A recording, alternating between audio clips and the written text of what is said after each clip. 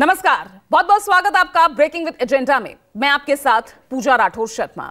तो BSP supremo Mayawati अपनी सियासी पत्ते वो खोल चुकी हैं और जब जब वो अपने सियासी पत्ते खोलती हैं तब चुनाव करीब आ रहा हो या नहीं, लेकिन उनका ये दाव, इसका असर एक बड़े तौर पर देखने को मिलता है। 15 जनवरी को जन्मदिन के मौके पर मायावती मीडिया के सामने आई और पार्टी के कार्यकर्ताओं को संदेश दिया कि वो किसी भी पार्टी के साथ गठबंधन नहीं कर रही हैं और ये ही उनका अंतिम फैसला माना जाएगा। मायावती का रुख बिल्कुल साफ है कि वो ना तो कांग्रेस के नेतृत्व वाले इंडिया गठबंधन का हिस्सा बनेंगी और ना ही बीजेपी के एनडीए के साथ जाएंगी।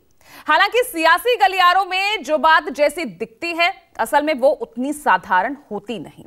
सियासी पंडित कहते हैं कि इन दोनों को यूपी में हराने के लिए बीएसपी ने एक और प्लान खोज निकाला है और खबरों की माने तो मायावती और ओवैसी तीसरे मोर्चे पर काम कर रहे हैं और अगर दोनों का गठबंधन होता है तो यह तीसरा मोर्चा पश्चिमी और पूर्वी यूपी की कई सीटों पर इंडिया गठबंधन का खेल बिगाड़ सकता है, क्योंकि यूपी में करीब 11 ऐसी सीटें हैं जहां पर दलित और मुस्लिम वोटर्स अगर एक साथ आ जाएं तो निर्णायक भूमिका अदा कर सकते हैं। आज इन्हीं तमाम मुद्दों को लेकर हम चर्चा करेंगे कि 2024 में मायावती का यह दाव किसके हक में जाएगा। खास मेहमान भी हमारे साथ जुड़े हुए हैं और उनका भी मैं परिचय आपसे करवाऊंगी, लेकिन उससे पहले मायावती ने क्या कहा और उस पर इंडिया गठबंधन के तमाम नेताओं की तरफ से और साथ ही बीजेपी की तरफ से क्या कुछ प्रतिक्रिया आई, उस पर नजर डाल लीजिए।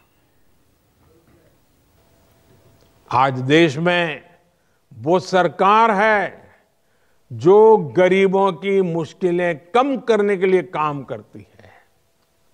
जिनके पास कुछ नहीं है, सबसे पहले हम उनके सुख दुख की चिंता कर रहे हैं।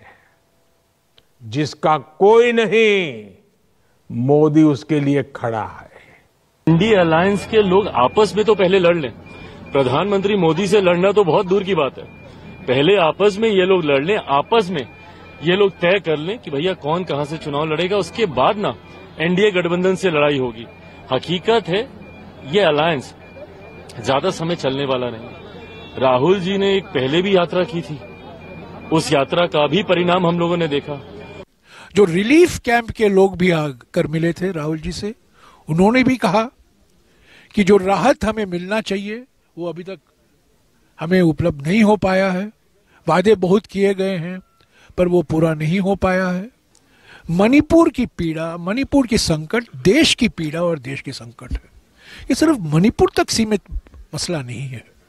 ये बंटवारे की राजनीति जो की गई है, ध्रुवीकरण की राजनीति जो की गई है, समाज को बांटने की राजनीति जो विश्वास रखती है आरएसएस और बीजेपी, उसी का नतीजा हम देख रहे हैं। हमारी पार्टी लोकसभा के ये आम चुनाव अकेले ही लड़ेगी तथा देश की जातिवादी, पूंजीवादी, संकीर्ण व सांप्रदायिक सोच रखने वाली सभी विरोधी पार्टियों से अपनी दूरी बना के रखेगी।